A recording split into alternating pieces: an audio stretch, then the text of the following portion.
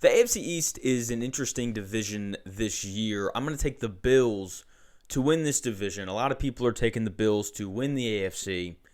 Not I. I have questions about this Bills team and this Bills roster. The offensive side of the football is nothing short of spectacular. It's Josh Allen, I think the second best quarterback in football behind Patrick Mahomes. I'm sure a lot of people will disagree with me on that, though. That's fine.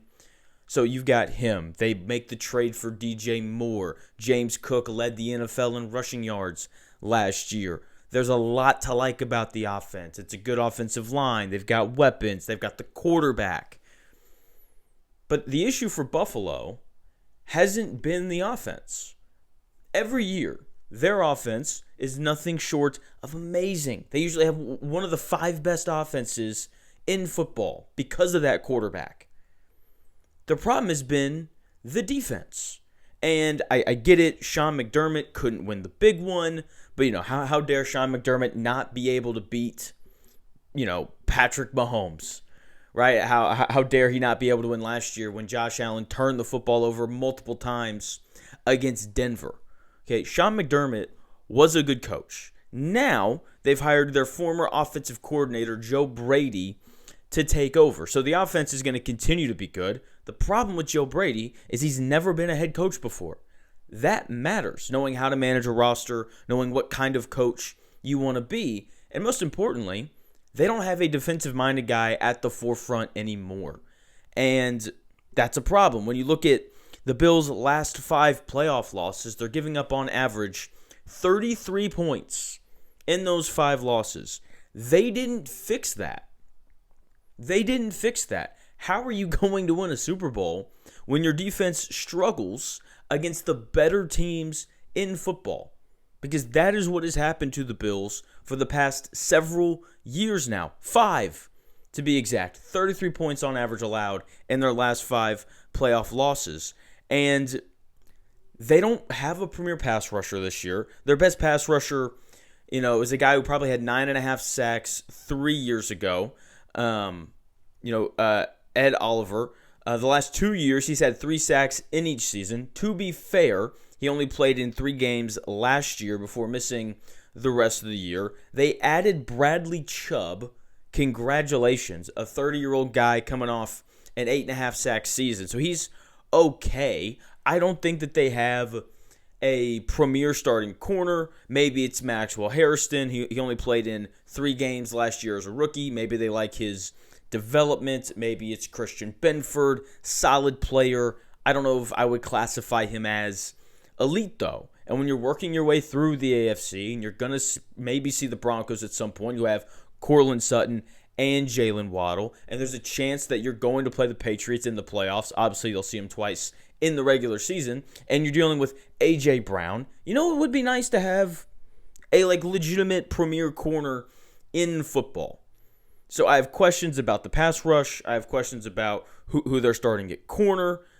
And when you look at this defense last year and during the entire Sean McDermott era, this defense wasn't good enough to win a Super Bowl.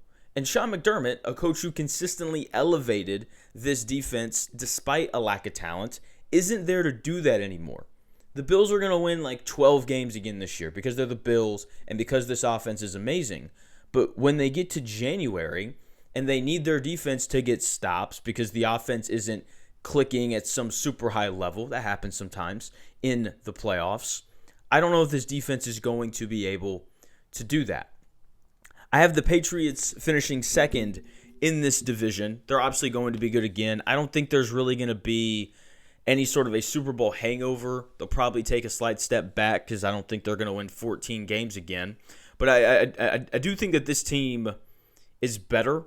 They made it to the Super Bowl last year. I know they caught a break with Bo Nix getting hurt, but they made it to the Super Bowl last year with Keyshawn Boutte being their best receiver.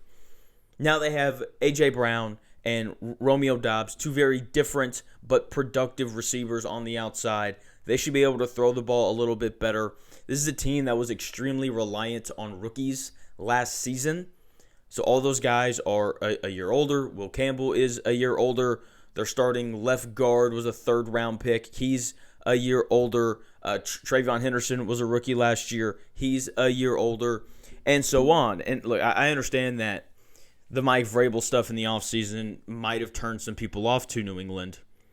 They're going to be fine. They're still going to be about the process. I don't think Mike Vrabel's lost that locker room at all. If the Patriots thought that, he would not be employed by them right now. So will it impact their season? Maybe. I don't think that it will, because these guys are pros. They're going to move on. They know what it's about. It's about winning football games. I don't think that they care about their head coach's sex life. So they're going to be fine. That defense is going to continue to be good, anchored on the defensive line by Christian Barmore. They've got two really good corners. And anytime you have two really good corners in Vontae Davis and Christian Gonzalez, then it just makes defense so much easier. It gives the pass rush a little bit more time. You can scheme up some different things defensively when you have corners who can play man-to-man.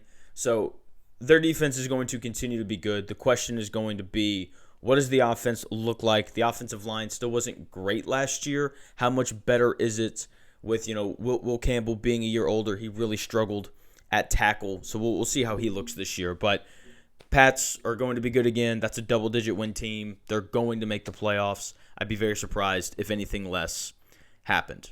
And then bringing up the rear, one of the tougher questions I've had to answer when doing my division previews has been, who's going to finish last in the AFC East? Is it going to be the Jets, or is it going to be the Dolphins? I think it's going to be the Dolphins, simply because the Jets are trying to win games. Aaron Glenn had such a poor showing last year that he needs to win this year. He decided to make Justin Fields a starting quarterback. Who could have foreseen that going poorly? Everybody. That's the answer. Aaron Glenn needs to win games this year, and so because of that, I think you're just going to see more effort from them. Geno Smith is an upgraded quarterback. I really like their draft.